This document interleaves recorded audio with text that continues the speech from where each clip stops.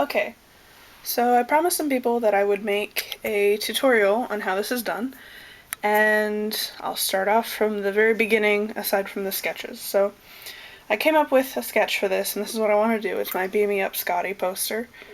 And obviously you can see I've, crossed out this because it looks too much like a pentagram. I have a different drawing of him. This down here is not actually complete, and I don't do it on both sides because then it would look really different. So what I'm going to do is I'll use the tracing paper to trace this out and then just flip it over and put it on the other side, and I'll do that for both these. So as you can see, this is a marker drawing, and I do not actually specify which part is going to be left and which part is going to be remaining. And the way that block printing works is you have this piece of, I don't want to call it linoleum. I mean, it's supposed to be linoleum, but it's really soft. It's kind of like an eraser, actually. And you carve into it with these tools. Grab one. So this is a piece of scrap that I have laying around. And this is one of the carving tools. They're all just different tip heads, so you can get smaller or bigger. And this is the biggest one that there is. It's a 5. And you just carve away, and then whatever you carve away is what your paper will be, and then whatever remains is where your ink goes. So once you've finished your carving, you take a brayer and you roll out the ink, and then you brayer roll this, and then you press it on a piece of paper, and boom, you're done. So, every print is going to be different because of that. And if you have blemishes like this here, there's like some things that you can feel, they're going to show up in your print. So you have to be really careful with your materials. So also there's not very much of a margin for error once you start carving, because I have done it in the past, but if I'm carving and I accidentally, cut into his face or something, then it's ruined. Or if I leave it out and the cat walks on it or something, it's going to be ruined. So you have to be really careful when you're doing this. So right now I have a piece of tracing paper taped down.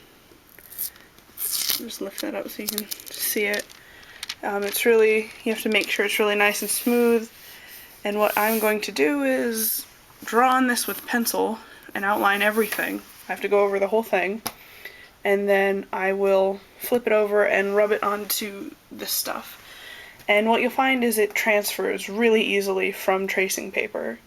You don't even have to rub it very hard. I use just one rub with my bone folder, and it comes out.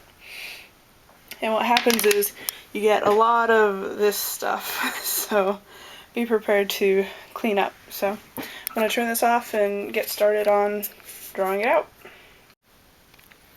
Okay, so here is the finished block, and obviously it's not perfect. I mean, I've got a lot of lines that are in the wrong places, because when you just flip something over and draw it, it's not going to fit all the time. But that's the kind of stuff that I personally am okay with.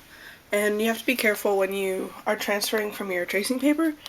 If it moves, excuse me, I'm getting a cold. If it moves or anything, you're going to get these double lines, and you're going to have to either start over, because this stuff you can't erase off of it. If I took an eraser and tried to erase it, it wouldn't work very well. I've done it before and it smudges a lot. It just gets all dark like that. So you have to kind of work with it. So my advice is, if you have something like this where it's really off, if you start carving there, then you will have gotten it out of the way, and you can be conscientious of it. So knowing that this B is too high, I can just carve lower and cut that off. So anyway, here's the final, and obviously I don't have it marked out where I want the ink to go.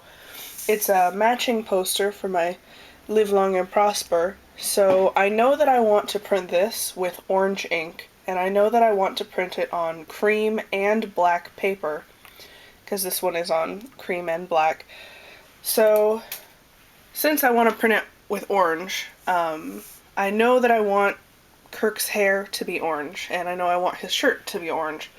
So what I'm going to do is I'm going to start by figuring, well, I'm going to carve out his face, and I know I'm going to carve out the collar. So that means that I need to carve out the hands, and then I can figure out what I want to do with the background. Do I want to cut it in half with the landscape that I had originally planned, that kind of thing. So what I'm going to do is just make a little nick in his skin so that I know for later that's what I wanted to do.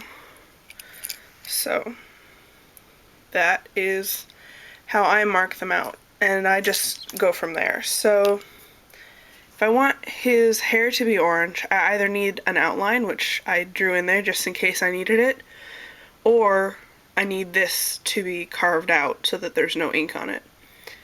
So I will set up this tripod thing, or try to, and get back to you.